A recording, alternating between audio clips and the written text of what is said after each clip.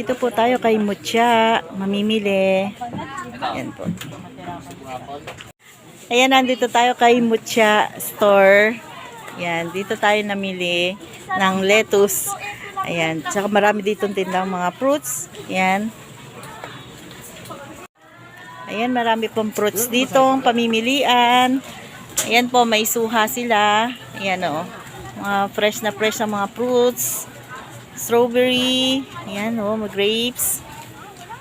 Ayan po, ayan, may longgan. Ayan, mango. Ayan, ang tamis ng mango nila. Oh, dilaw na dilaw. Ang tamis. Ayan. Michelle de la Cruz Salvador.